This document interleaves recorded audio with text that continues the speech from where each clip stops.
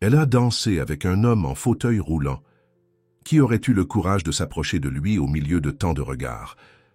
Elle l'a fait, sans imaginer la vérité. Et un simple contact a changé non seulement la danse, mais toute la soirée. Que pensez-vous qu'il va se passer dans cette histoire? Commentez et n'oubliez pas de vous abonner à notre chaîne et dites-nous de quelle ville vous nous regardez. Écoutez bien ce que je vais vous dire, ce sera la meilleure histoire que vous entendrez cette semaine. Si cette histoire vous émeut, devenez auditeur premium. Il y a des romances encore plus profondes, intenses et secrètes. Cliquez sur « Devenir membre » maintenant et écoutez les meilleures histoires exclusives à un prix modique. Accédez au lien dans la description ou dans le commentaire épinglé. Le salon de l'Opéra Garnier de Paris resplendissait sous l'éclat des lustres en cristal qui pendaient du plafond orné. Le lieu, avec ses murs dorés et ses colonnes majestueuses, accueillait le plus grand festival de danse contemporaine du pays. Parmi les invités élégants et les personnalités importantes du monde culturel, Sophie Lefebvre se distinguait non seulement par sa beauté, mais par son regard attentif qui semblait voir au-delà des apparences. À 28 ans, avec sa peau mate et ses cheveux bouclés qui encadraient un visage expressif, elle avait acquis une reconnaissance comme l'une des chorégraphes les plus prometteuses de France, malgré ses origines modestes dans une banlieue parisienne. Vêtue d'une tenue qui mélangeait des éléments traditionnels français et des touches contemporaines, Sophie circulait dans le salon, échangeant salutations et sourires. Cependant, quelque chose dans son regard trahissait que, malgré son récent succès, elle se sentait encore étrangère dans cet environnement empreint de tradition et de pouvoir. Ses pas, naturellement rythmés comme ceux de quelqu'un qui vit la danse dans chaque cellule de son corps, la conduisirent vers un coin moins éclairé du salon, où elle aperçut une silhouette solitaire. Assis dans un fauteuil roulant, observant le mouvement de la fête avec un mélange d'intérêt et de détachement, se trouvait Mathieu Dupont. À 35 ans, c'était une figure connue dans les cercles d'affaires pour son empire dans le domaine de la technologie, bien que peu connaissaient sa passion secrète pour la danse. Le contraste entre son costume impeccable et l'expression légèrement mélancolique attira l'attention de Sophie. Alors que la plupart des invités évitaient ce coin, comme si le fauteuil roulant représentait un rappel gênant des fragilités humaines, elle ressentit une curiosité sincère pour cet homme. « Cet endroit offre la meilleure vue du salon, n'est-ce pas ?» commenta Sophie, s'approchant avec naturel. « La plupart des gens préfèrent rester au centre, mais d'ici, on peut observer. » Tous les détails. Mathieu leva les yeux, surpris par cette approche directe. Son regard, initialement méfiant, s'adoucit en percevant la sincérité dans le sourire de la jeune femme. « C'est exactement pour cela que j'ai choisi ce coin, » répondit-il, d'une voix grave et mélodieuse qui contrastait avec son apparence. Fragile. De loin, tous semblent danser en parfaite harmonie, n'est-ce pas? Mais quand on est au milieu, on remarque les trébuchements, les pieds écrasés, les sourires forcés. Sophie rit, reconnaissant la perspicacité de cette observation. « Vous parlez comme quelqu'un qui comprend la danse. »« Disons que j'ai un regard exercé, » répondit-il énigmatiquement. « Et vous, par votre façon de vous déplacer, on dirait que vous portez la danse dans votre corps même quand vous êtes immobile. Est-ce si évident ?» demanda-t-elle, sincèrement curieuse. Pour qui s'est observé? Oui. Mathieu ajusta sa position dans son fauteuil et ses yeux brillèrent d'un intérêt renouvelé. « Vous êtes... » Sophie Lefebvre, compléta-t-elle, lui tendant la main, chorégraphe et directrice de la compagnie Mouvement Urbain. La reconnaissance illumina le visage de Mathieu. La responsable de cette présentation révolutionnaire au Festival d'hiver d'Avignon, c'était extraordinaire. Sophie ne cacha pas sa surprise en constatant qu'il connaissait son travail. La présentation mentionnée avait été sa première grande opportunité, où elle avait mêlé des éléments de danse contemporaine à des rythmes populaires français, créant un langage propre qui avait attiré l'attention de la critique. « Merci », répondit-elle, se sentant soudainement plus à l'aise. « Et vous êtes Mathieu Dupont », répondit-il simplement, sans mentionner son empire commercial ni sa fortune. Autour d'eux, la fête continuait. L'orchestre entama une mélodie douce, invitant les présents à la première danse de la soirée. Sophie observa comment le salon s'organisa rapidement en couple, tandis que Mathieu demeurait dans son coin, observant. Dans une impulsion qu'elle-même ne comprit pas complètement, Sophie fit une invitation. Voudriez-vous danser? La question plana dans l'air pendant quelques secondes. Mathieu regarda son fauteuil, puis le salon, et enfin Sophie. Dans ses yeux, elle vit un tourbillon d'émotions. Surprise, hésitation, méfiance, et finalement, une lueur de curiosité. « Vous êtes sérieuse ?» demanda-t-il avec une vulnérabilité qui contrastait avec son attitude généralement confiante. « Je n'ai jamais été aussi sérieuse, » répondit Sophie, gardant sa main tendue. « La danse n'a pas besoin de suivre des modèles rigides.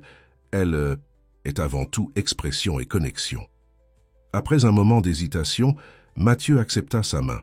Avec naturel, comme s'ils avaient répété ce moment, Sophie trouva une façon de danser avec lui, adaptant ses mouvements et créant une chorégraphie spontanée qui incorporait le fauteuil comme partie de la danse, non comme une limitation. Les premiers pas furent maladroits, mais ils trouvèrent bientôt un rythme propre. Sophie tournait autour du fauteuil, tandis que Mathieu se déplaçait avec une précision surprenante, contrôlant son fauteuil comme s'il était une extension de son corps. Peu à peu, certains invités commencèrent à remarquer cette danse inhabituelle, certains avec curiosité, d'autres avec un malaise mal dissimulé. « Ils regardent », commenta Mathieu, sans interrompre les mouvements. « Laissez-les regarder », répondit Sophie avec un sourire confiant. « Peut-être apprendront-ils quelque chose de nouveau. » À mesure qu'ils continuaient, la danse se transforma en une conversation silencieuse entre deux étrangers qui, d'une certaine façon, semblaient se comprendre à travers le mouvement. Sophie percevait qu'il y avait quelque chose de spécial chez cet homme, un mélange de force et de vulnérabilité, de connaissances techniques et d'intuition artistique. « Vous dansez comme quelqu'un qui a étudié la technique en profondeur », commenta-t-elle intriguée. Mathieu sourit, un sourire qui transformait complètement son visage, l'illuminant d'une façon qui fit accélérer le cœur de Sophie pendant un instant. « J'ai quelques secrets », répondit-il mystérieux. « Tout comme vous, j'imagine. » La musique s'acheva lentement, mais la connexion établie entre eux semblait à peine commencer. En retournant dans le coin du salon, une petite foule s'était déjà formée, observant cette interaction inhabituelle. Parmi les spectateurs, Sophie remarqua un homme d'âge moyen qui observait Mathieu avec une expression de désapprobation mal dissimulée. L'homme s'approcha rapidement, se penchant pour dire quelque chose à l'oreille de Mathieu. « Monsieur Dupont, je vous rappelle que nous avons cet engagement dans 15 minutes, dit-il, jetant un regard rapide et évaluateur à Sophie. « François, veuillez informer qu'il y aura un petit retard, » répondit Mathieu, avec une fermeté polie qui ne laissait pas place à la contestation. « Je viens de rencontrer quelqu'un avec qui j'ai besoin de parler. » L'homme s'éloigna contrarié, tandis que Mathieu reportait son attention sur Sophie. « Pardonnez-moi pour cela. Où en étions-nous? Vous étiez sur le point de me révéler vos secrets, » répondit-elle avec un sourire complice, se sentant inexplicablement à l'aise avec cet inconnu. « Peut-être lors d'une seconde danse, » proposa-t-il, avec un éclat de défi dans les yeux. « Ou qui sait, autour d'un café après cet événement trop formel. » Sophie sentit que cette rencontre fortuite pourrait être le début de quelque chose de significatif, une connexion qui transcendait les circonstances ou les différences entre eux, sans savoir qu'elle se trouvait devant l'un des entrepreneurs les plus influents du pays. Elle vit simplement un homme dont le regard révélait une profondeur rare. « J'accepte le café, » répondit-elle, sentant qu'elle venait de prendre une décision qui changerait le cours de sa vie. 3 jours après, la rencontre à l'Opéra Garnier. Sophie attendait nerveusement dans un café du quartier du Marais. L'endroit, avec ses murs couverts d'art urbain et ses meubles en bois rustique, contrastait avec l'élégance formelle de leur première rencontre. Elle avait choisi délibérément un environnement plus décontracté, où elle se sentait chez elle. Vêtue de jeans, d'un t-shirt et d'un turban coloré dans les cheveux, elle semblait plus authentique que lors de la soirée du festival. Ponctuellement à 4 heures de l'après-midi, Mathieu arriva. Son chauffeur l'aida à descendre de la voiture adaptée et positionna son fauteuil sur le trottoir. Même dans un environnement décontracté, il conservait une élégance naturelle, bien qu'il ait troqué le costume formel pour une chemise en lin clair et un pantalon foncé. En entrant dans le café, ses yeux trouvèrent immédiatement ceux de Sophie, et un sourire spontané illumina son visage. « J'ai choisi une table au fond, près du jardin, » l'accueillit-elle, se levant. « J'ai pensé que ce serait plus tranquille. »« Pour discuter » Parfait, répondit-il, la suivant à travers le café. Cet endroit a de la personnalité contrairement à ces environnements standardisés que je fréquente par obligation. Assis face à face avec des tasses de café artisanal français entre eux, ils entamèrent une conversation qui coulait avec une surprenante naturalité. Ils parlèrent de musique, de littérature française et inévitablement de danse. Sophie raconta son parcours depuis le quartier de Clichy jusqu'à devenir une chorégraphe reconnue, les ateliers qu'elle animait pour les jeunes de banlieue et son rêve de démocratiser la danse comme forme d'expression. « La danse a sauvé ma vie », confia-t-elle, remuant distraitement le sucre dans sa deuxième tasse de café. « J'ai grandi dans un environnement où mes horizons auraient pu être très limités. C'est à travers le mouvement que j'ai trouvé liberté et but. » Mathieu l'écoutait avec un intérêt sincère, fasciné non seulement par son histoire, mais par la passion avec laquelle elle parlait. « Et comment est née l'idée de la compagnie Mouvements Urbains ?»« De la nécessité, » expliqua Sophie, s'animant. « J'ai réalisé qu'il existait un abîme entre la danse classique, institutionnalisée, et les expressions corporelles qui surgissaient spontanément dans les banlieues. J'ai voulu créer un pont entre ces mondes, montrer que la technique peut dialoguer avec la spontanéité, que tradition et innovation ne sont pas opposées, mais complémentaires. C'est une perspective révolutionnaire, commenta Mathieu, se penchant légèrement en avant, et rare dans l'environnement conservateur de la danse française. Sophie l'observa avec curiosité. Vous parlez comme quelqu'un qui connaît profondément ce milieu. Pourtant, je ne me souviens pas de vous avoir vu dans d'autres événements du secteur. C'était le moment que Mathieu avait anticipé et redouté. Respirant profondément, il décida de partager son histoire. Avant tout, je dois faire une confession. Je n'ai pas été complètement honnête lors de notre première rencontre. Le cœur de Sophie s'accéléra. Un mélange d'appréhension et de curiosité. Comment ça? Mon nom complet est Mathieu Dupont-Moreau, commença-t-il. Je suis fondateur et PDG de Nexus Technologies. Les yeux de Sophie s'écarquillèrent de reconnaissance. Nexus était l'une des plus grandes entreprises technologiques de France, connue pour ses innovations en logiciels et sa politique d'investissement sociaux. Soudainement, plusieurs pièces commencèrent à s'assembler. L'assistant à l'opéra, la voiture de luxe, la manière dont certains invités le traitaient avec déférence. Cela explique certaines choses, commenta-t-elle, assimilant l'information. Mais cela n'explique pas votre connaissance de la danse. Mathieu sourit, appréciant comment elle ne se laissait pas facilement impressionner par le statut. C'est la deuxième partie de l'histoire, et celle que moins de personnes connaissent. Il fit une pause, comme s'il rassemblait son courage. Avant l'accident qui m'a mis dans ce fauteuil, j'étais danseur et chorégraphe. J'ai étudié au Bolchoï, et j'ai intégré le corps de ballet de l'Opéra de Paris pendant 2 ans. La révélation prit Sophie complètement par surprise. Vous étiez danseur professionnel? Michel Roche, dit-il, utilisant un nom artistique. C'était mon nom dans le monde de la danse, peut-être en avez-vous entendu parler. La reconnaissance fut immédiate. Michel Roche avait été considéré comme l'une des plus grandes promesses de la danse classique française au début des années 2000, avant de disparaître soudainement de la scène artistique. Sa technique impeccable et sa capacité à insuffler de l'émotion aux mouvements les plus précis l'avaient rendu référentiel, même dans sa courte carrière. « Vous êtes Michel Roche ?» balbutia Sophie, sincèrement impressionnée. « Votre travail dans Fragments de Notre-Dame a été l'une de mes inspirations pour entrer dans le monde de la danse. » Un mélange de fierté et de mélancolie traversa le visage de Mathieu. C'était dans une autre vie. Après l'accident, j'ai dû réinventer mon identité et trouver d'autres chemins. « Que s'est-il passé ?» demanda Sophie pour aussitôt se rétracter. « Pardon, vous n'êtes pas obligé de répondre si vous ne le souhaitez pas. »« Non, c'est bon, » répondit Mathieu, avec une sérénité qui suggérait qu'il avait fait la paix avec son passé. C'était pendant un voyage en Italie, il y a 8 ans. Un accident de voiture. Les médecins ont dit que je ne marcherais plus jamais. Pour un danseur, c'était comme perdre non seulement le corps, mais l'âme. Sophie sentit un nœud dans sa gorge, comprenant l'ampleur de cette perte. Comment avez-vous géré cela? D'abord, je me suis isolé.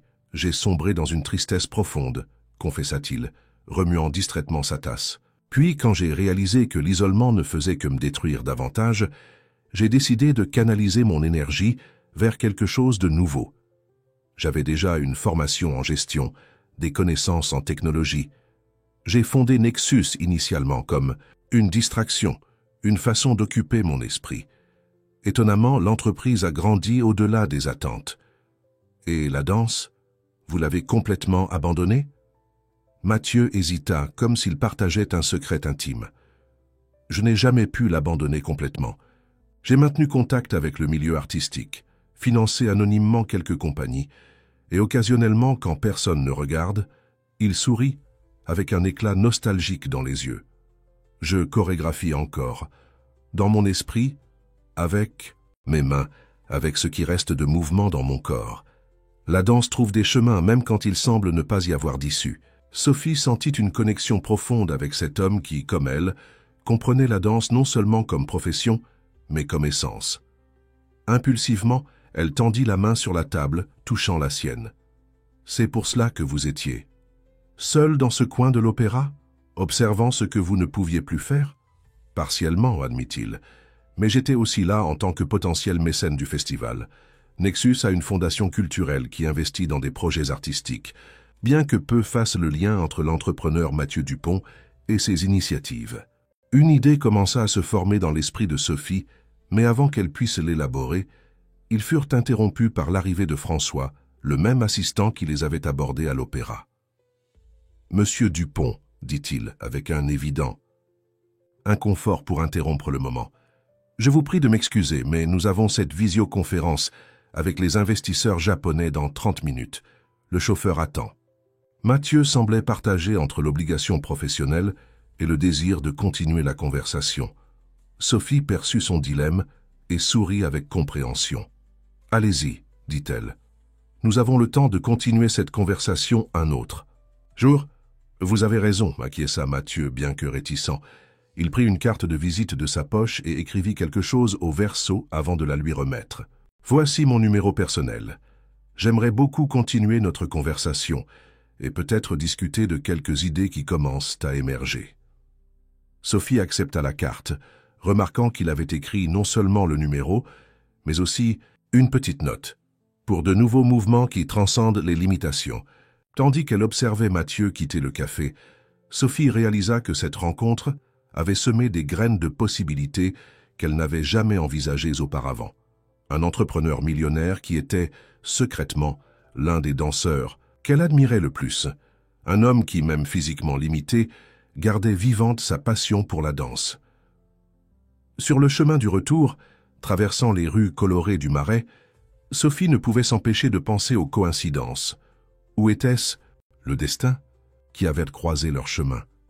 Dans son esprit commençait à naître une idée audacieuse, quelque chose qui pourrait unir leurs visions et transformer des vies. Ce soir-là, elle prit son téléphone et envoya un message simple au numéro 6, que Mathieu lui avait donné. « Et si la danse pouvait être réinventée pour tous les corps? J'ai une proposition que j'aimerais partager. Quand pouvons-nous nous rencontrer à nouveau ?» La réponse arriva presque instantanément. « Demain, mon bureau ou votre studio ?» Sophie sourit en répondant « Mon studio. Je veux que vous voyiez ce que nous faisons avant d'entendre ma proposition. » Ainsi fut lancée la graine d'un partenariat dont aucun des deux ne pouvait prévoir où il les mènerait, ni les obstacles qu'ils devraient affronter pour le réaliser. Le studio Mouvements Urbains occupait un ancien entrepôt industriel dans le quartier de Belleville, région centrale de Paris.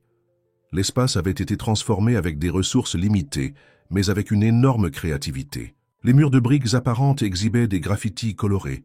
Le sol en bois montrait les marques d'années d'utilisation et de larges fenêtres permettaient l'entrée généreuse de lumière naturelle. C'était un environnement qui respirait l'authenticité, très différent des luxueux bureaux d'entreprise que Mathieu fréquentait quotidiennement. Quand son chauffeur gara la voiture devant l'adresse indiquée, Mathieu ressentit un mélange de nostalgie et d'appréhension. Cela faisait des années qu'il n'avait pas visité un studio de danse. L'odeur caractéristique du bois, de la sueur et des rêves qu'il trouverait sûrement à l'intérieur pourrait réveiller des souvenirs douloureux, mais aussi, qui sait, ouvrir des portes vers de nouvelles possibilités.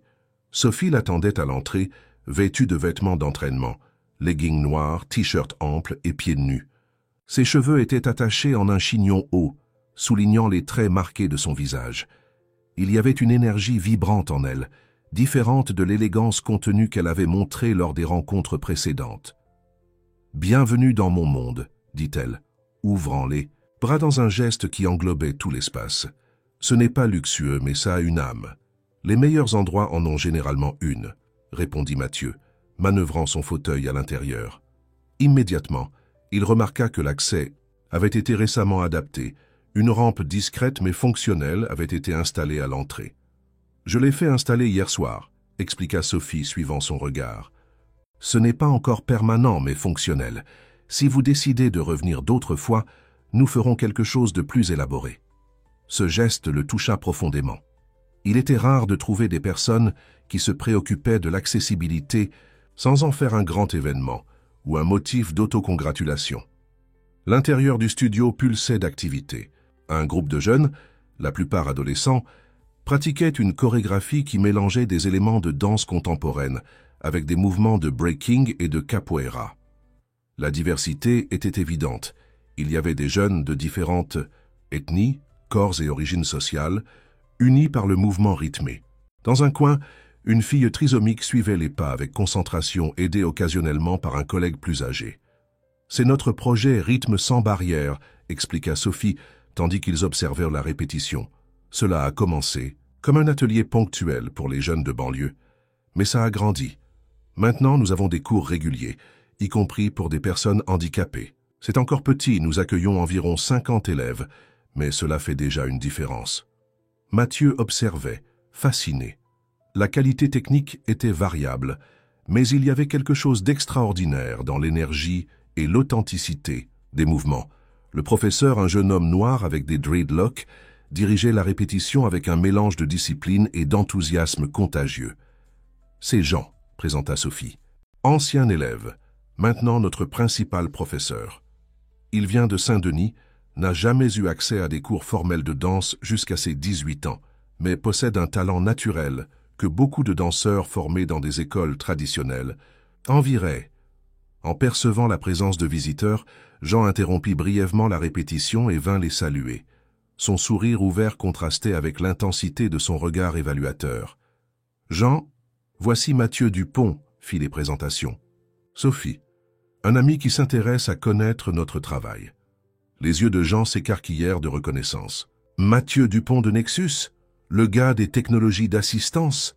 Ce fut au tour de Mathieu d'être surpris. Peu associaient son nom personnellement aux projets sociaux de son entreprise. « Vous connaissez ce travail ? » « Ma sœur utilise l'une de vos applications pour la communication, » expliqua Jean. « Elle a une paralysie cérébrale et l'application a changé sa vie. Mec, c'est un honneur de vous rencontrer. » Cette rencontre inattendue brisa toute formalité restante. Bientôt, Mathieu était immergé dans l'ambiance du studio, conversant avec élèves et professeurs, observant cours et répétitions. L'après-midi passa rapidement, et quand le dernier groupe d'étudiants quitta les lieux, il se retrouva seul avec Sophie dans le vaste espace maintenant silencieux. « Impressionné ?» demanda-t-elle, apportant 2 bouteilles d'eau et s'asseyant sur le sol face à son fauteuil, avec le naturel de quelqu'un qui est complètement à l'aise. « Bien au-delà », répondit Mathieu honnêtement. « Ce que vous avez construit ici est extraordinaire, Sophie, non seulement pour le talent artistique, mais pour l'impact social. Vous changez vraiment des vies. »« Merci », dit-elle, avec un sourire qui illuminait ses yeux. « Mais nous ne faisons qu'effleurer la surface de ce qui pourrait être fait. Nous avons des limitations d'espace, d'équipement, de professeurs, et principalement nous avons besoin d'une méthodologie plus structurée pour la danse inclusive. » « C'est de cela dont vous vouliez parler ?» demanda Mathieu, devinant la direction de la conversation. « Partiellement », confirma Sophie, une lueur d'enthousiasme apparaissant dans son regard. « Depuis que vous m'avez raconté votre passé de danseur et votre situation actuelle, une idée a commencé à se former. Une idée audacieuse, peut-être même utopique, mais que je n'arrive pas à chasser de mon esprit. » Elle se leva, se déplaçant dans l'espace, tout en organisant ses pensées. « Imaginez un centre de danse véritablement inclusif, » commença-t-elle, de grands gestes accompagnant ses paroles. Pas seulement accessible au sens architectural, mais un lieu où la conception même de la danse serait réinventée pour inclure tout type de corps et de capacités. Un espace où la technique traditionnelle dialoguerait avec des expressions contemporaines et populaires, où personnes handicapées et non handicapées pourraient danser ensemble, non comme une curiosité ou un projet de charité, mais comme un nouveau langage artistique. Mathieu sentit son cœur s'accélérer. C'était comme si Sophie verbalisait un rêve qu'il avait lui-même enterré des années auparavant. « Et comment cela fonctionnerait-il en pratique ?» demanda-t-il, déjà complètement impliqué. Dans sa vision. « Nous devrions développer des méthodologies spécifiques, » expliqua Sophie, s'asseyant à nouveau, maintenant les jambes croisées, penchée en avant dans un enthousiasme croissant. Des chorégraphies qui incorporent les fauteuils roulants, non comme des limitations, mais comme des extensions expressives. Des systèmes de danse pour personnes malvoyantes, basés sur l'orientation spatiale par le son et le toucher. Des langages qui permettent à des danseurs aux capacités différentes de communiquer à travers le mouvement. Avez-vous déjà expérimenté quelque chose comme ça avant? À très petite échelle, oui. Nous avons quelques élèves avec différents handicaps, mais nous improvisons encore, apprenant par essai et erreur. Elle fit une pause, rassemblant son courage pour la partie suivante. C'est là que vous entrez en jeu, Mathieu. Moi? Demanda-t-il, bien qu'il soupçonnât déjà la réponse. Vous combinez connaissances techniques de danse classique avec l'expérience personnelle de vivre avec un handicap, expliqua Sophie, ses yeux fixés sur les siens. De plus, vous avez des ressources et des connexions dans le monde des affaires qui pourraient rendre viable un projet de cette ampleur. Ce serait un partenariat. J'apporte l'expérience de la danse contemporaine et du travail social. Vous apportez l'expertise technique, l'expérience personnelle et, si vous considérez que cela en vaut la peine, le soutien financier. La proposition planait dans l'air entre eux, audacieuse et transformatrice. Mathieu ressentit une émotion qu'il n'avait pas éprouvée depuis des années. Ce mélange de peur et d'excitation qui précède les grands sauts artistiques. Ce serait comme revenir à la danse, murmura-t-il, plus pour lui-même que pour Sophie. D'une façon que je n'aurais jamais imaginé possible. Exactement, acquiesça-t-elle, se penchant encore plus en avant. Ce ne serait pas seulement un projet social ou artistique, mais une redéfinition de ce que la danse peut être. Une déclaration au monde que l'art du mouvement appartient à tous les corps. Avez-vous notion des obstacles que nous affronterions? Questionna Mathieu, non pour la décourager, mais pour évaluer si elle était préparée pour le chemin qu'elle proposait. Beaucoup, reconnut Sophie avec un sourire déterminé. Le conservatisme du milieu artistique traditionnel, le préjugé social, les difficultés techniques et méthodologiques, les défis de financement durable. Mais je crois que cela vaut la peine de les affronter. Mathieu réfléchit un moment. Cette proposition signifierait s'exposer publiquement, quelque chose qu'il avait évité depuis l'accident. Cela signifierait aussi rouvrir des blessures émotionnelles qu'il avait tenté de cicatriser. D'un autre côté, cela représentait la chance de se réconcilier avec son identité d'artiste, de transformer sa propre expérience en quelque chose de positif pour d'autres. Avant de répondre, dit-il finalement, je dois vous montrer quelque chose. Sous le regard curieux de Sophie, Mathieu manœuvra son fauteuil jusqu'au centre du studio.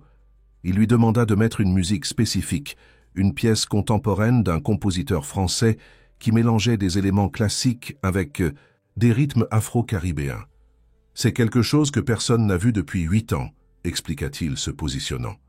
Pas même mes assistants les plus proches. Quand la musique commença, quelque chose d'extraordinaire se produisit. Mathieu commença à danser, non de la façon conventionnelle, mais en utilisant son fauteuil comme extension expressive de son corps. Ses bras forts et son torse flexible créaient des lignes et des mouvements qui dialoguaient parfaitement avec la musique. Le fauteuil tournait, glissait et s'arrêtait, se transformant de symbole de l'imitation en instrument artistique. Sophie observait, hypnotisée. Il y avait une beauté brute et puissante dans cette danse, une expressivité qui transcendait les conventions. Quand la musique s'acheva, elle réalisa que des larmes silencieuses coulaient sur son visage. « Voilà, » dit Mathieu, respirant profondément. « Ce que j'ai fait en secret, expérimentant, adaptant, essayant de trouver un nouveau, un langage pour mon corps transformé. »« C'est extraordinaire, » répondit Sophie, sa voix altérée par l'émotion. « C'est exactement ce que j'imagine. mais amplifié, systématisé, partagé avec d'autres. À ce moment, quelque chose se solidifia entre eux, non seulement un partenariat professionnel ou une amitié naissante, mais une connexion profonde, basée sur des visions partagées et des expériences complémentaires. « Je suis partant », déclara Mathieu tendant la main. « Construisons ce rêve ensemble. » Quand leurs mains se touchèrent dans une poignée ferme, tous deux sentirent qu'ils scellaient non seulement un accord, mais le début d'un voyage qui transformerait leur vie, et potentiellement la vie de beaucoup d'autres. Les mois suivants furent d'intenses activités.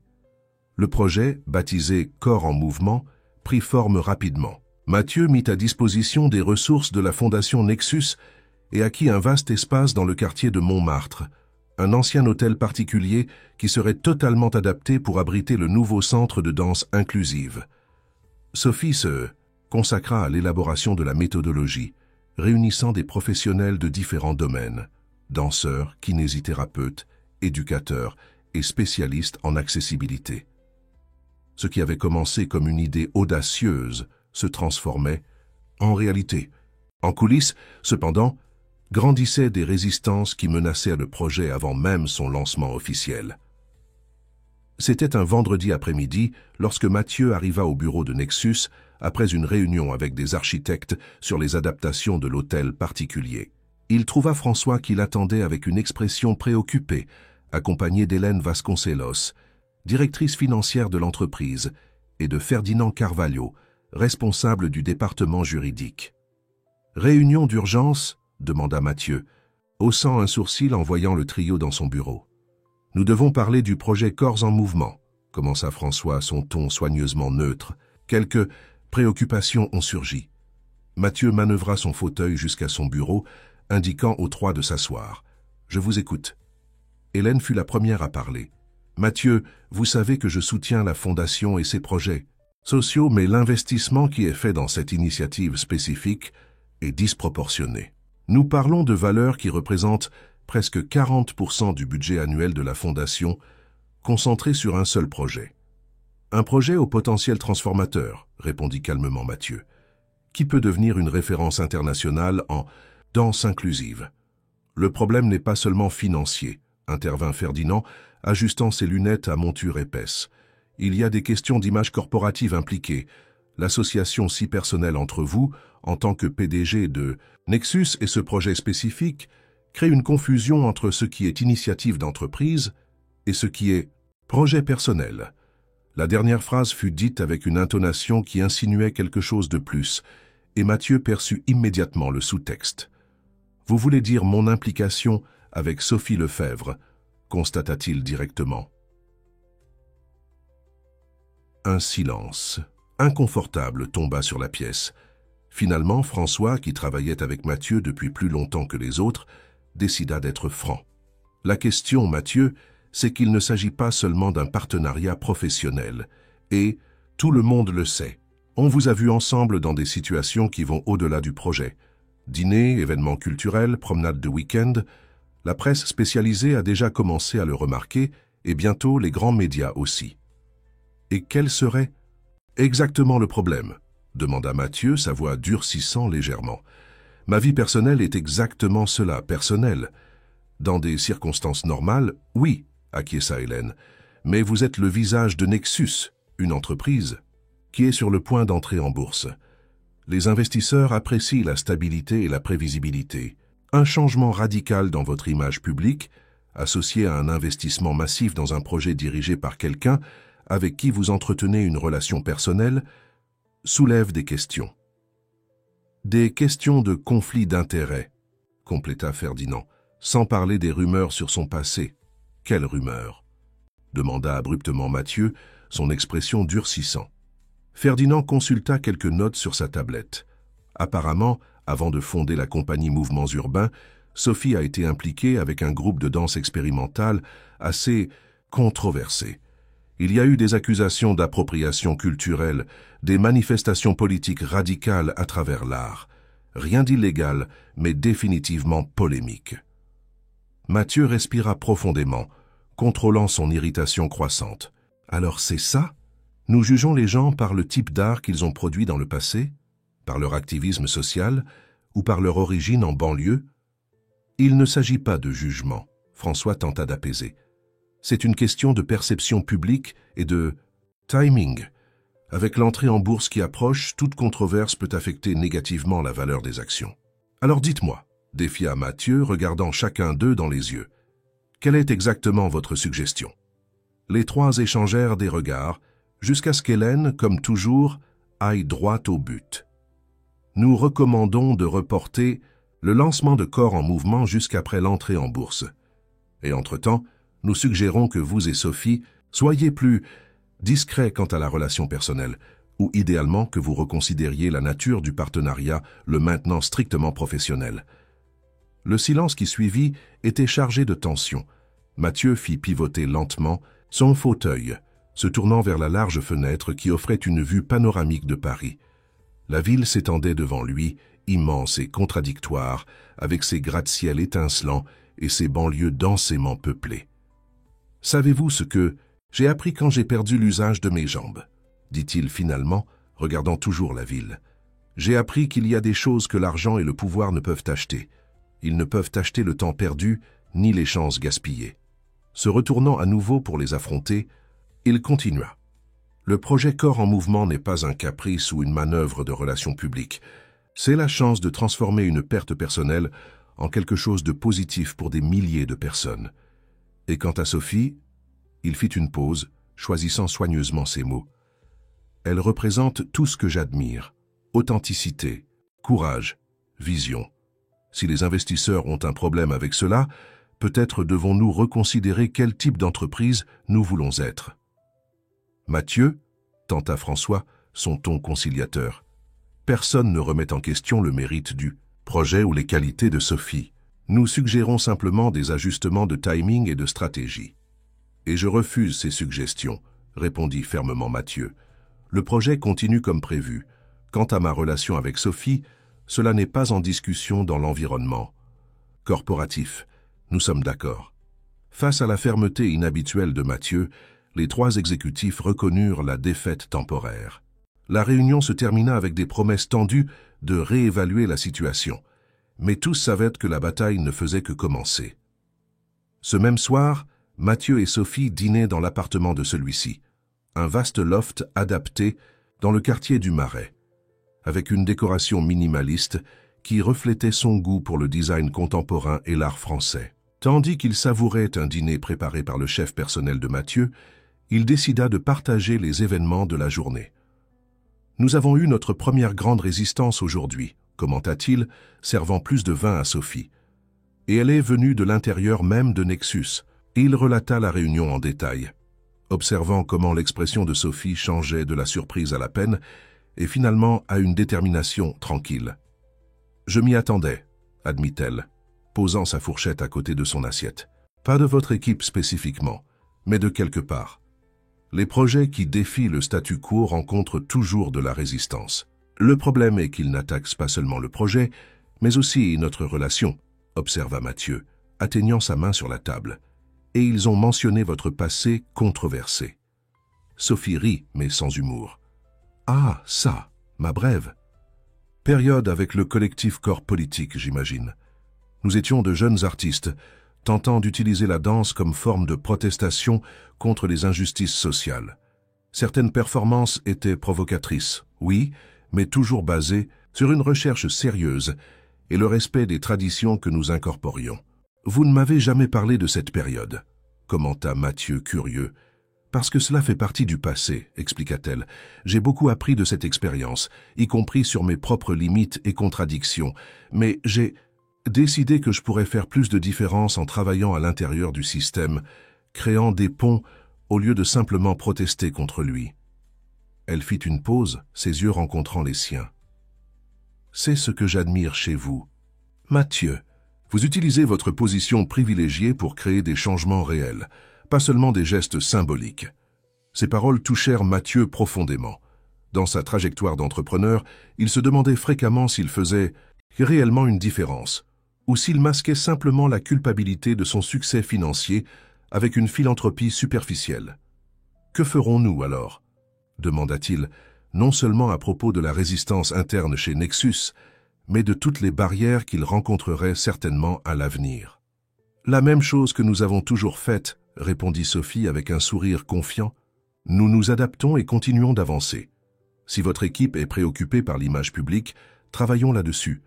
Nous pouvons être plus stratégiques dans la communication, impliquer d'autres personnalités respectées, construire un récit qui neutralise les critiques possibles. » Sa détermination était contagieuse, et Mathieu sentit son propre moral se renouveler. Pourtant, une ombre d'inquiétude persistait. « Et nous ?» demanda-t-il, sa voix plus douce. « Il suggère que nous soyons discrets, ou que nous reconsidérions la nature de notre relation. » Sophie retira sa main de la sienne et se leva, se déplaçant pour se tenir à côté de son fauteuil. S'agenouillant pour être à la même hauteur que ses yeux, elle tint son visage entre ses mains. « Ceci, dit-elle avec une intensité tranquille, est quelque chose que nous seuls décidons. Pas votre équipe, pas les investisseurs, pas la presse, juste nous. » Elle se pencha et l'embrassa doucement, un geste qui scellait un pacte silencieux entre eux. Quand elle s'éloigna, Mathieu vit dans ses yeux la même détermination qui l'avait attiré depuis leur première rencontre. « Maintenant, continua Sophie, retournant à sa place à table, parlons de stratégie pratique. Nous avons besoin d'alliés puissants pour neutraliser ces résistances. » Durant les heures suivantes, entre verres de vin et dessert, ils élaborèrent un plan. Ils identifièrent des personnalités influentes dans les arts, les sports et les médias qui pourraient soutenir publiquement le projet. Ils discutèrent des façons de documenter le processus de développement du centre pour créer un récit transparent et inspirant. Ils décidèrent de réaliser un événement de pré-lancement qui démontrerait le potentiel transformateur de la danse inclusive. Alors que la nuit avançait, Mathieu réalisa que, paradoxalement, la résistance rencontrée avait renforcé non seulement sa détermination avec le projet, mais aussi son lien avec Sophie. Affronter ensemble ce premier obstacle avait révélé la force du partenariat qu'ils construisaient, professionnel et personnel. « Savez-vous ce qui est ironique ?» commenta-t-il, tandis qu'ils observaient les lumières de la ville depuis la terrasse de l'appartement. « Une partie de moi remercie pour cette résistance.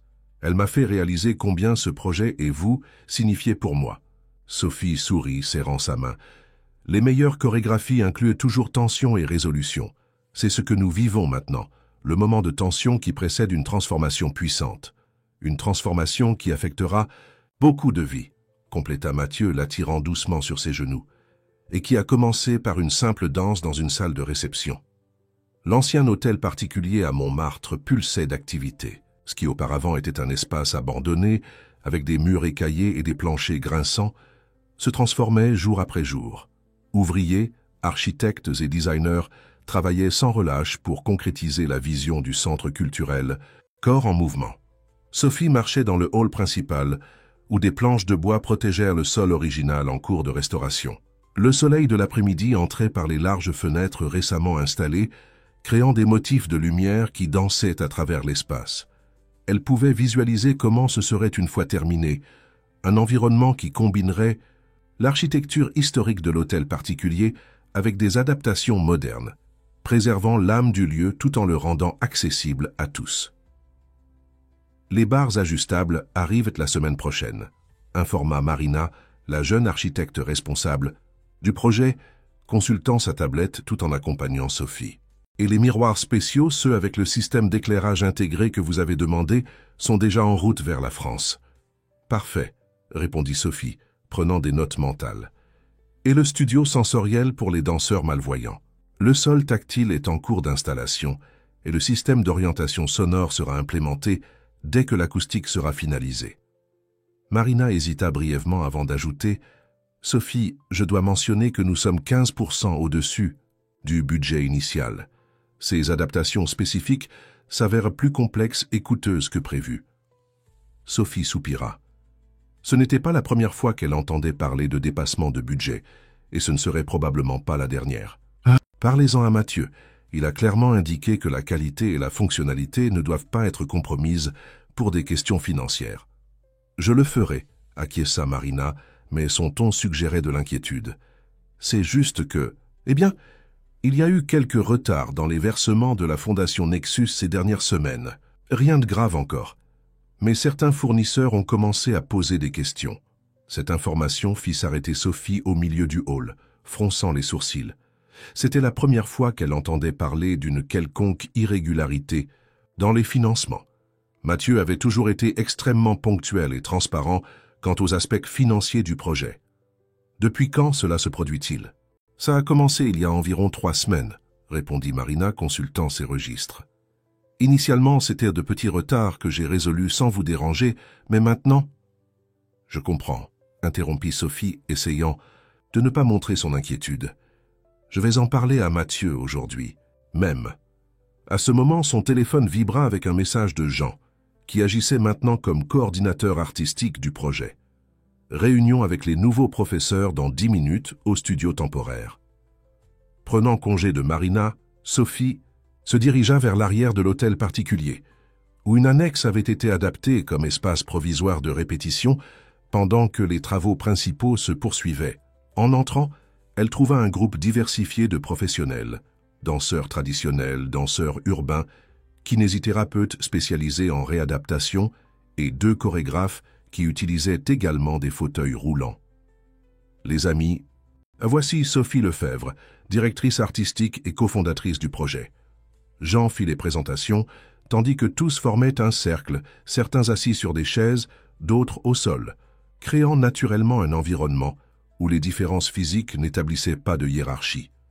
Pendant l'heure suivante, Sophie anima une réunion énergique, présentant la philosophie du centre et la méthodologie innovante qu'elle avait développée avec Mathieu. Elle expliqua comment chaque professeur contribuerait non seulement avec ses spécialités techniques, mais aussi avec ses expériences personnelles, créant un environnement d'apprentissage multidimensionnel.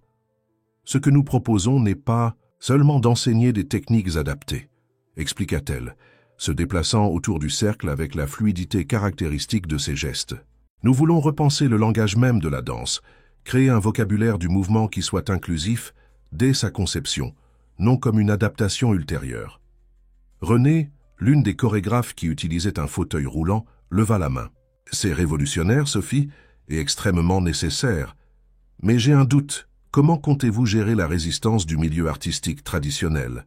J'ai déjà affronté beaucoup de préjugés voilés, des critiques qui félicitent mon travail comme inspirant ou courageux, mais ne l'évaluent jamais selon les mêmes critères artistiques appliqués à d'autres danseurs. » La question touchait un point sensible que Sophie et Mathieu avaient discuté extensivement. « C'est une préoccupation légitime, Renée.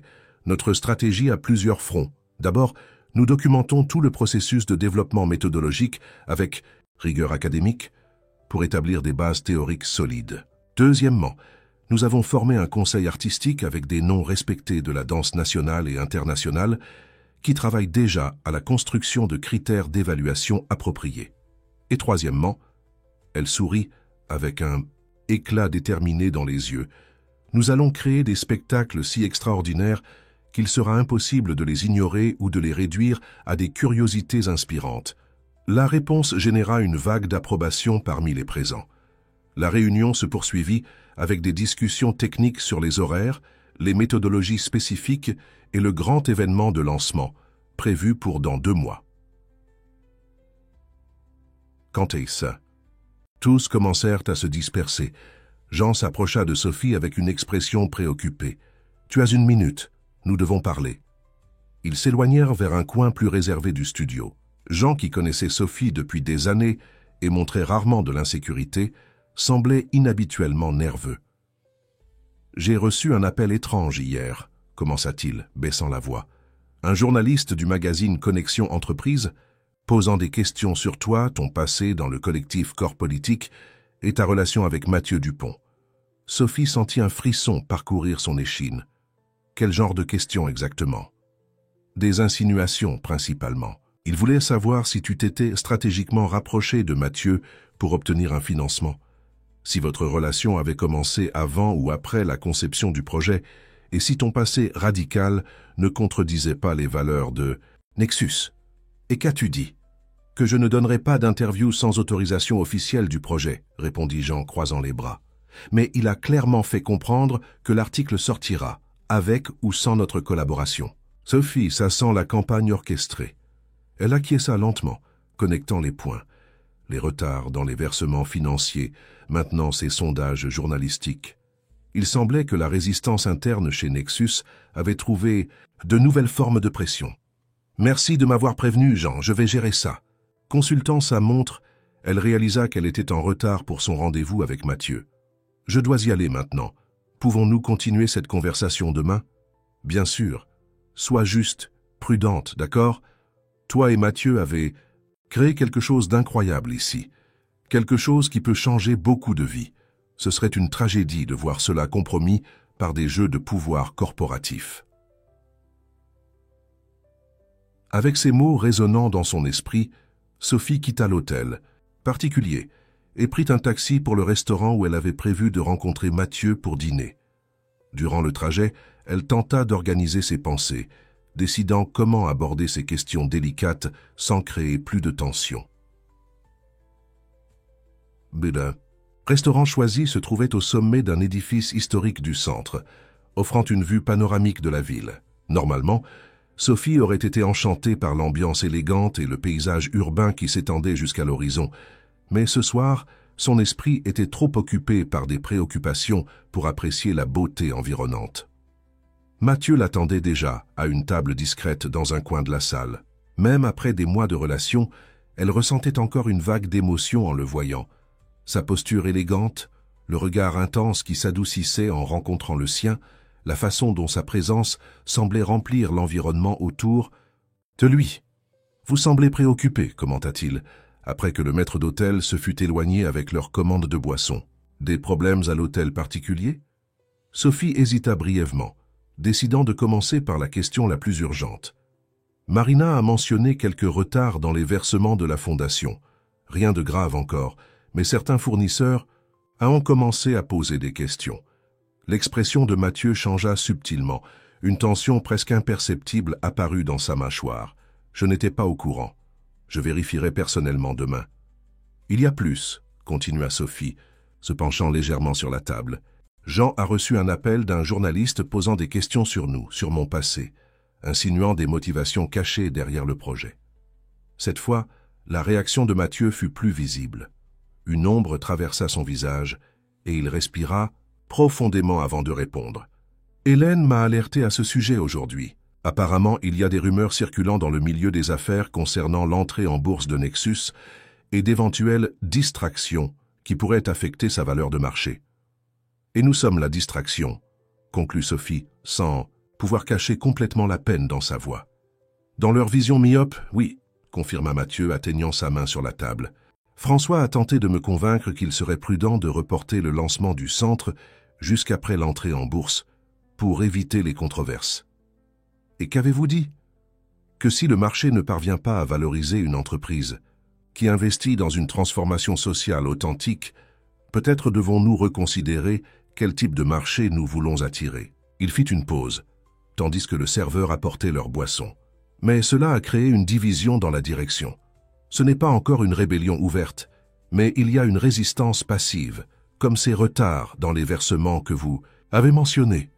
Sophie absorba l'information, sentant le poids de la situation. « Mathieu, je ne veux pas être la cause de problèmes pour vous ou pour Nexus, si nous devons ajuster le timing. »« Non », l'interrompit-il avec une fermeté inhabituelle. « Nous ne céderons pas à ce type de pression.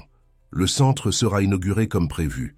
Quant à l'article qu'il prépare, je vais instruire notre service de presse de prendre les devants, en offrant une interview exclusive à un autre média, où nous pourrons présenter notre récit selon nos termes. » Sa détermination la réconforta, mais ne dissipa pas complètement son inquiétude. Et si cela ne suffit pas, s'il continue avec cette campagne voilée contre nous? Mathieu garda le silence un moment, ses yeux fixés sur les siens. Quand il parla finalement, sa voix avait une qualité réflexive. « Vous savez, quand j'ai subi l'accident, beaucoup de médecins m'ont dit ce que je ne pourrais plus jamais faire. Ils ont énuméré toutes les limitations, toutes les barrières.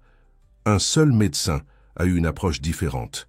Il m'a demandé ce que je voulais encore faire et comment nous pourrions trouver des chemins pour y parvenir. » Il but une gorgée de sa boisson avant de continuer. « C'est la différence fondamentale entre les personnes qui voient les obstacles comme des fins en soi et celles qui les voient comme des défis à contourner. Notre vie entière est une question d'adaptation, Sophie.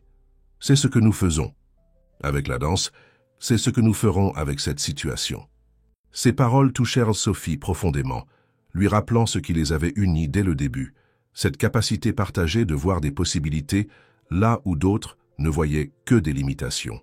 « Vous avez raison », acquiesça-t-elle, sentant sa détermination renouvelée. Alors quelle est la prochaine étape? Pendant le dîner, ils élaborèrent une stratégie détaillée. Ils décidèrent d'anticiper l'événement de pré-lancement, le transformant en une démonstration publique du potentiel du projet. Ils inviteraient des faiseurs d'opinion, des artistes influents et, crucialement, des investisseurs potentiels qui pourraient apprécier la vision à long terme de Nexus. Ils accélérèrent la documentation du processus méthodologique, créant du contenu qui soulignerait la rigueur et l'innovation derrière le concept. « Et je pense qu'il est temps pour moi de revenir publiquement à la danse », déclara Mathieu, surprenant Sophie, « pas seulement comme mécène ou consultant théorique, mais comme interprète. »« Vous êtes sûr ?» demanda-t-elle, sachant combien cette décision était significative. Pour lui. « Vous avez toujours été discret concernant votre passé de danseur. »« Absolument, » répondit-il avec une conviction qui illuminait ses yeux. « Si nous voulons que le monde voie la danse inclusive comme un art légitime et non comme une thérapie, ou une curiosité, je dois être en première ligne, montrant ce qui est possible. Michel Roche doit retourner sur scène, même si c'est d'une façon complètement nouvelle. » Cette décision, prise au milieu de défis croissants, marquait un tournant non seulement pour le projet, mais pour leur relation. Tous deux réalisèrent qu'ils étaient prêts à s'exposer personnellement, à risquer réputation et confort pour la vision qu'ils partageaient. À la fin de la soirée, tandis qu'ils observaient les lumières de la ville depuis la terrasse du restaurant, Sophie s'appuya sur l'épaule de Mathieu, ressentant une étrange paix au milieu de la tempête qui se formait autour d'eux. « Savez-vous ce qui est ironique ?» commenta-t-elle, observant Paris qui s'étendait jusqu'à l'horizon, une mosaïque de lumières et d'ombres. Tout danseur sait que le moment de plus grande tension dans une chorégraphie précède généralement le mouvement le plus libérateur. « Et nous ressentons cette tension maintenant, » compléta Mathieu, l'enlaçant par la taille. « Ce qui signifie que nous sommes sur le point de créer quelque chose de véritablement transformateur. » Sous le ciel nocturne de Paris, ils scellèrent ce pacte silencieux. Ils affronteraient ensemble toute résistance, s'adaptant comme ils l'avaient toujours fait, transformant les obstacles en nouveaux chemins pour la danse qu'ils avaient imaginée ensemble. La nuit du prélancement du Centre culturel Corps en Mouvement arriva plus rapidement que quiconque aurait pu prévoir. L'ancien hôtel particulier à Montmartre, encore avec quelques zones en finalisation, avait été transformé en un espace magique pour cette occasion spéciale. Des lumières stratégiquement positionnées mettaient en valeur l'architecture, restaurée, créant un dialogue entre le classique et le contemporain. Dans le hall principal, où le sol original en bois avait été soigneusement préservé, une scène circulaire basse créait une arène intime où public et performeurs partageraient le même niveau, éliminant la séparation hiérarchique traditionnelle du théâtre conventionnel. Dans les coulisses improvisées, Sophie se déplaçait parmi les danseurs, ajustant les derniers détails, offrant des mots d'encouragement. Le groupe réunissait des danseurs professionnels et amateurs, des personnes avec et sans handicap, unis par la méthodologie innovante qu'ils avaient développée ces derniers mois. Parmi eux se trouvaient des élèves des ateliers que Sophie maintenait en banlieue, 2 danseurs de l'opéra qui avaient rejoint le projet et 5 danseurs qui utilisaient des fauteuils roulants, incluant René. « Quelqu'un a vu Mathieu ?» demanda Sophie à Jean qui coordonnait la séquence des présentations. « Il a demandé à se préparer seul », répondit Jean consultant sa tablette. « Il a dit qu'il rejoindrait le groupe directement pour la performance finale. » Sophie acquiesça, comprenant le besoin de Mathieu pour ce moment d'introspection. Après tout, ce serait la première fois en 8 ans qu'il se présenterait publiquement comme danseur. C'était un moment chargé de signification personnelle et professionnelle, le retour de Michel Roche sur scène, mais sous une forme complètement réinventée. De l'autre côté de l'hôtel particulier, dans une petite salle qui avait été adaptée comme loge privée, Mathieu ajustait les derniers détails de son costume. Une combinaison d'éléments traditionnels de la danse contemporaine avec des adaptations qui incorporaient son fauteuil comme partie de l'esthétique visuelle. Son corps, fortifié par des mois de préparation intensive, répondait avec une promptitude qu'il n'avait pas expérimenté depuis avant l'accident. Un léger coup à la porte interrompit sa concentration. « Entrez !» appela-t-il, s'attendant à voir Sophie ou Jean avec une question de dernière minute. À sa surprise, ce fut François qui entra, visiblement mal à l'aise dans son élégant costume gris. « Désolé de vous interrompre », commença l'assistant, fermant la porte derrière lui. « Mais j'ai pensé que vous devriez savoir avant de monter sur scène. Le conseil a tenu une réunion extraordinaire cet après-midi. » Mathieu tourna son fauteuil pour faire face directement à François. « Sans ma présence ou ma connaissance. Elle a été convoquée ?» Par Hélène en tant que représentante des principaux investisseurs. François semblait sincèrement mal à l'aise. Ils ont voté pour un ultimatum. Soit vous reportez l'inauguration officielle du centre et réduisez votre implication personnelle dans le projet jusqu'à la conclusion de l'entrée en bourse. Soit ils initieront des procédures pour questionner votre leadership en tant que PDG. La nouvelle frappa Mathieu comme un coup physique. Pendant des années, il avait construit Nexus avec vision et intégrité, la transformant d'une start-up en l'une des entreprises les plus innovantes du pays. L'idée contentait maintenant d'utiliser l'entreprise comme instrument de chantage contre un projet qui représentait ses valeurs les plus profondes était profondément perturbante. « Qui a voté en faveur de cet ultimatum ?» demanda-t-il, sa voix contrôlée mais avec une dureté inhabituelle. « 7 des 9 membres, répondit François, évitant son regard. Seul vous et Sophie Mendes vous y êtes opposés. Elle par procuration, puisqu'elle est à Tokyo. Mathieu acquiesça lentement. Sophie Mendes, sa mentor depuis l'époque universitaire et seule véritable alliée au conseil, avait toujours compris sa vision au-delà des chiffres trimestriels. « Je comprends, dit-il finalement. Merci de m'avoir informé, François. »« Qu'allez-vous faire ?» demanda l'assistant, sincèrement préoccupé. Un léger sourire apparut sur le visage de Mathieu. « Maintenant, je vais danser. Le reste, nous le déciderons après. » François sembla vouloir en dire plus, mais il se contenta d'acquiescer et quitta la loge. Seul à nouveau, Mathieu ferma les yeux un moment, se centrant. La nouvelle était grave et exigerait des décisions difficiles, mais à cet instant, il choisit de se concentrer uniquement sur le présent, sur la danse qu'il était sur le point de présenter, sur le message qu'il souhaitait transmettre au monde. Pendant ce temps, l'hôtel particulier se remplissait rapidement d'invités. Contrairement aux attentes pessimistes des opposants, l'événement avait attiré une impressionnante constellation de personnalités influentes, artistes renommés, intellectuels, entrepreneurs visionnaires, politiciens de différents spectres, journalistes de publications prestigieuses. Il y avait aussi un groupe significatif de personnes avec divers handicaps, dont beaucoup n'avaient jamais été invités à des événements culturels par manque d'accessibilité adéquate. Dans le hall principal, Marina conduisait des groupes en visite guidée, expliquant les innovations architecturales qui rendaient l'espace véritablement inclusif, non seulement accessible au sens basique, mais conçu dès le début pour célébrer la diversité humaine. « Nous n'avons pas créé d'adaptations ultérieures », expliquait-elle à un groupe impressionné d'architectes. « Nous avons incorporé l'accessibilité comme élément esthétique et fonctionnel dès la conception. Chaque solution inclusive est aussi un choix artistique qui enrichit l'espace pour tous. » Dans un coin discret du hall, Hélène Vasconcelos observait l'événement avec une expression difficile à déchiffrer.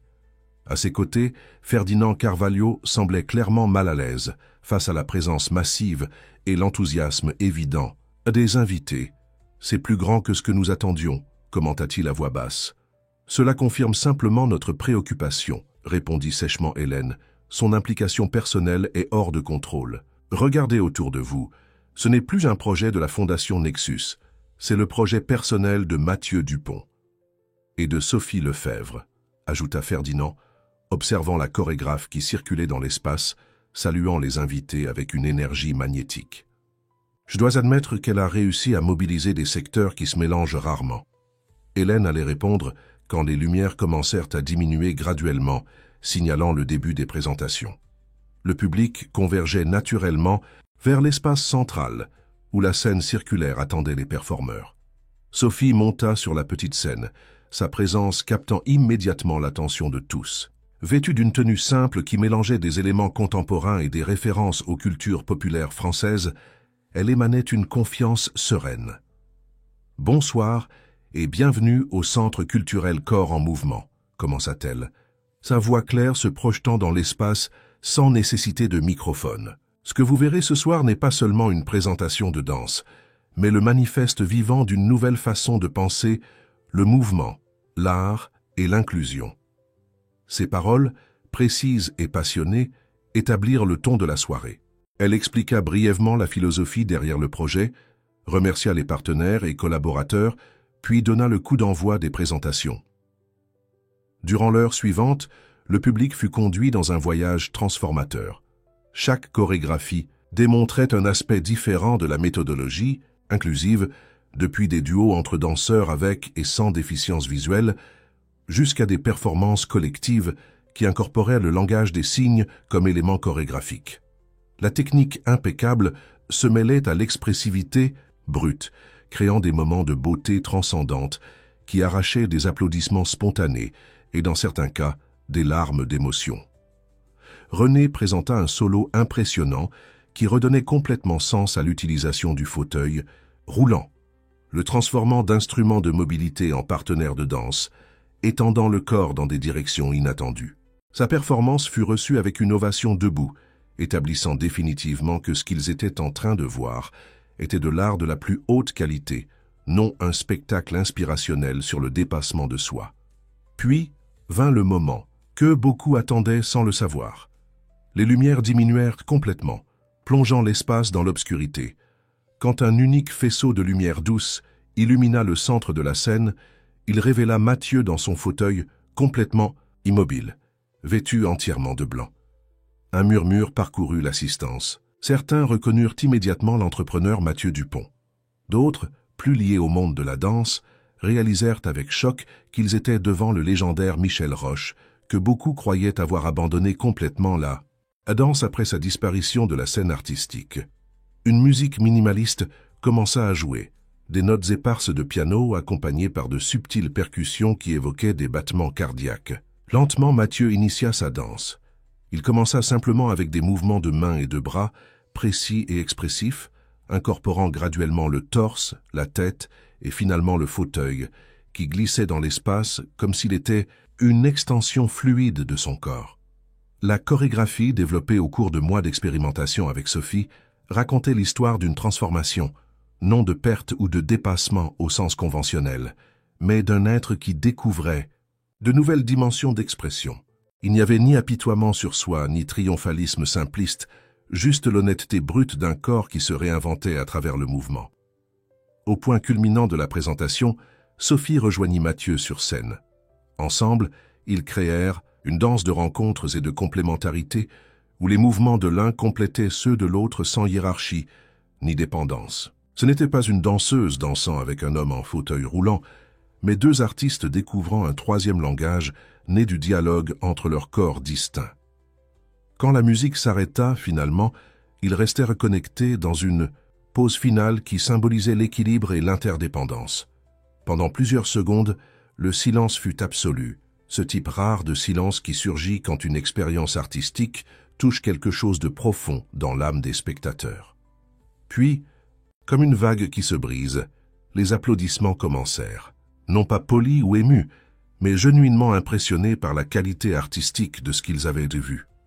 L'ovation continua tandis que le reste de la troupe rejoignait Mathieu et Sophie sur scène pour les remerciements finaux. Parmi le public, qui applaudissait debout, même Hélène Vasconcelos semblait touchée, son scepticisme momentanément ébranlé par la force de ce qu'elle avait vu. À ses côtés, Ferdinand applaudissait avec une émotion visible, oubliant temporairement ses préoccupations corporatives. À la suite des applaudissements, quand les lumières se rallumèrent partiellement et que le public commença à circuler, à nouveau des journalistes entourèrent Mathieu et Sophie, avides de déclarations. Des critiques de danse discutaient avec animation de ce qu'ils venaient de voir, prévoyant déjà l'impact que cette approche aurait sur la scène artistique nationale. Des représentants d'institutions culturelles abordaient Jean et Marina, intéressés par de futurs partenariats. Dans un moment de calme relatif, alors qu'ils conversaient avec un petit groupe de sympathisants, Mathieu sentit son téléphone vibrer. C'était un message de Sophie Mendes, sa seule alliée au conseil. « Je viens de regarder le streaming. Extraordinaire. Ne cédez pas à l'ultimatum. Je rentre en France immédiatement pour vous soutenir. Quelques investisseurs de Tokyo veulent en savoir plus sur le projet. Ce message, arrivant au milieu du tourbillon d'émotions de la soirée, apporta à Mathieu une clarté inattendue sur les prochaines étapes. Plus tard, alors que l'événement touchait à sa fin et que les derniers invités commençaient à prendre congé, Mathieu trouva Sophie dans un rare moment de tranquillité, observant l'espace maintenant presque vide du hall. C'était au-delà de toutes les attentes, commenta-t-elle, ses yeux brillants d'épuisement et de satisfaction. C'était transcendant, acquiesça Mathieu tenant sa main, et clarificateur. Elle le regarda d'un air interrogateur. « J'ai reçu un ultimatum du Conseil aujourd'hui, expliqua-t-il brièvement la situation. Ils exigent que je choisisse entre le projet et ma position de PDG. Sophie pâlit. « Mathieu, je n'ai jamais voulu vous causer ce genre. » « De problème. Si nous devons reculer temporairement... » « Non, » l'interrompit-il avec douceur. « Cette nuit a confirmé ce que je savais déjà dans mon cœur. Il n'y a pas de choix à faire, car le Centre culturel Corps en mouvement n'est pas seulement un projet. C'est l'expression la plus authentique de qui je suis, de qui nous sommes devenus ensemble. »« Qu'est-ce que cela signifie concrètement ?» demanda Sophie, percevant que quelque chose de significatif avait changé en Mathieu. « Cela signifie, répondit-il, avec une détermination tranquille, qu'il est peut-être temps pour Michel Roche de revenir complètement, pas seulement sur scène mais à la vie. » Un sourire serein illumina son visage. « Demain, nous aurons beaucoup de décisions difficiles à prendre, mais ce soir, nous dansons, et c'est ce qui compte vraiment. » Sous les lumières douces de l'hôtel particulier historique, maintenant, transformé en phare de possibilités, ils partagèrent un moment de compréhension profonde. Quel que soit le chemin à venir, ils avaient créé quelque chose qui transcendait déjà leurs propres attentes, un nouveau langage du mouvement qui parlait non seulement au corps, mais à l'essence humaine que tous partageaient. Le lendemain, matin de l'événement se leva avec Paris, couverte d'une fine bruine typique de la ville. Dans l'appartement de Mathieu, le silence n'était rompu que par le son doux de la pluie sur les fenêtres et le tintement occasionnel des tasses, tandis que lui et Sophie prenaient un café entouré de journaux et de tablettes qui affichaient les premières répercussions de la soirée précédente. « Une révolution silencieuse dans la danse française », lut Sophie à haute voix l'un des titres. « Le retour triomphal de Michel Roche réinvente le langage du mouvement », cita-t-elle d'un autre. Les critiques sont étonnamment positives, même de la part de médias traditionnellement conservateurs. Mathieu sourit, parcourant des yeux, une analyse particulièrement perspicace d'une critique de danse respectée. Ils évaluent la qualité artistique, sans faire de concessions paternalistes. C'était exactement ce que nous voulions. Son téléphone sonna, interrompant le moment. C'était François dont la voix tendue indiquait que le calme du matin était sur le point d'être interrompu. « Hélène a convoqué une réunion d'urgence du Conseil pour 11 heures, informa-t-il sans préambule. Après la répercussion de l'événement, certains investisseurs font pression pour une réponse immédiate de l'entreprise. « J'y serai, » répondit simplement Mathieu, raccrochant ensuite. Sophie l'observait, un mélange d'inquiétude et de détermination sur son visage. L'ultimatum. Apparemment, ils veulent une décision aujourd'hui même. Mathieu fit pivoter son fauteuil pour faire face à la large fenêtre qui offrait une vue panoramique de la ville grise. « Après hier soir, j'ai enfin la clarté sur ce que je dois faire. Je ne veux pas que vous sacrifiiez tout ce que vous avez construit à cause du projet ou à cause de moi, » dit Sophie, s'approchant et posant sa main sur son épaule. Mathieu couvrit sa main de la sienne, son regard toujours fixé sur la ville qui s'étendait sous la pluie. « Il ne s'agit pas de sacrifice, Sophie. Il s'agit d'intégrité et de but. » Il se tourna pour la regarder. « Hier soir, quand j'ai dansé à nouveau après tant d'années, j'ai ressenti quelque chose que j'avais oublié. Cette sensation d'être complètement présent, que chaque mouvement a une signification au-delà des mots. » Une compréhension silencieuse passa entre eux. Pour Mathieu, Nexus avait été initialement une façon de canaliser son énergie après la perte de la danse, mais s'était graduellement transformé en une responsabilité qui l'éloignait de plus en plus de son essence. « Que leur direz-vous » demanda Sophie. « La vérité, » répondit-il, avec une simplicité qui portait le poids d'une décision profondément méditée. 2 heures plus tard, la salle de réunion au dernier étage de l'immeuble Nexus était plongée dans un silence tendu. Autour de la longue table en bois sombre, les membres du conseil attendaient, certains consultant nerveusement leurs appareils, d'autres échangeant des regards significatifs. Hélène occupait une extrémité de la table, sa posture rigide reflétant la gravité du moment. À l'autre bout, la chaise traditionnellement occupée par Mathieu restait vide. Quand la porte s'ouvrit finalement, ce ne fut pas seulement Mathieu qui entra, mais aussi Sophie Mendes, qui était revenue en hâte de Tokyo. La présence inattendue de la respectée investisseuse, connue pour sa vision stratégique à long terme, causa un inconfort visible chez certains conseillers. « Je vous prie de m'excuser pour le retard », commença Mathieu, manœuvrant son fauteuil vers la tête de la table, « et je vous remercie de votre présence un dimanche. Je crois que la situation exige des mesures exceptionnelles, » répondit sèchement Hélène. Après l'événement d'hier soir, l'exposition publique du PDG de Nexus en tant qu'artiste a dépassé les limites de ce que nous considérons approprié pour l'image corporative de l'entreprise. L'écho dans les médias semble ne pas être d'accord, intervint Sophie Mendes, plaçant sur la table plusieurs impressions de reportages enthousiastes. L'événement du Centre culturel Corps en mouvement est acclamé comme révolutionnaire. Les actions de responsabilité sociale de Nexus n'ont jamais reçu autant d'attention positive. « Attention à court terme », rétorqua Ferdinand. « Nous sommes préoccupés par la valeur à long terme pour les actionnaires. L'entrée en bourse, c'est précisément pourquoi je suis ici, » l'interrompit Mathieu avec une fermeté inhabituelle, « pour parler de valeur et de vision à long terme. » Il fit une pause, regardant chaque membre du conseil dans les yeux avant de continuer. « Quand j'ai fondé Nexus après l'accident qui m'a mis dans ce fauteuil, j'avais une vision claire. Créer des technologies qui élargiraient les possibilités humaines, qui permettraient des connexions là où il y avait auparavant des barrières. Il ne s'agissait jamais uniquement de profit ou de croissance, il s'agissait de transformation significative. Et nous avons atteint cela, argumenta Hélène. Nos technologies d'assistance sont une référence mondiale. Mais une entreprise de notre taille a des responsabilités envers les investisseurs, les employés, le marché. Je suis tout à fait d'accord, acquiesça Mathieu, la surprenant. Et c'est précisément en raison de cette responsabilité que j'ai pris ma décision. Un silence expectatif s'empara de la salle. Sophie Mendes sourit discrètement, anticipant déjà ce qui allait suivre. Avec effet immédiat, je me retire du poste de PDG de Nexus Technologies, annonça Mathieu, sa voix ferme et sereine. Des exclamations de surprise et des regards confus traversèrent la table.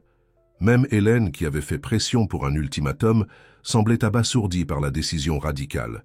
« Mathieu s'est précipité », intervint François, sincèrement alarmé. « Nous pouvons trouver un compromis, un arrangement temporaire. »« Il ne s'agit pas de compromis, François », répondit Mathieu avec gentillesse. « Il s'agit d'alignement. Le Centre culturel Corps en mouvement n'est pas seulement un projet parallèle.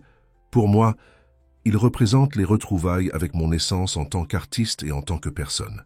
Je ne peux ni ne veux le séparer de mon identité publique. Mais l'entreprise, commença Ferdinand. L'entreprise sera en excellentes mains, compléta Mathieu.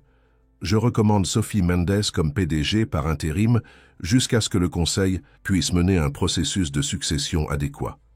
Elle connaît la vision originale de Nexus et possède l'équilibre nécessaire entre innovation et durabilité financière. Sophie Mendes, qui était clairement déjà au courant de cette proposition, acquiesça en confirmation. « J'ai accepté l'invitation de Mathieu, sous réserve de l'approbation du Conseil, bien sûr, et je dois ajouter que mon groupe d'investisseurs est extrêmement intéressé à augmenter sa participation dans l'entreprise, surtout après avoir été témoin du potentiel innovant démontré hier. » La dynamique dans la salle changea subtilement. Ce qui avait commencé comme une tentative de faire pression sur Mathieu pour qu'il choisisse entre le projet culturel et l'entreprise s'était transformé en une restructuration stratégique que personne n'avait anticipée.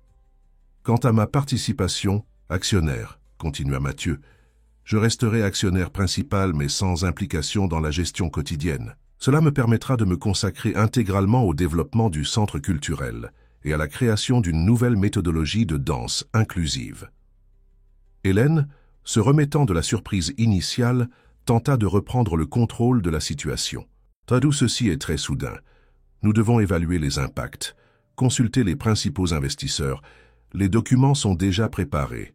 Intervint doucement Sophie Mendes, plaçant un dossier sur la table.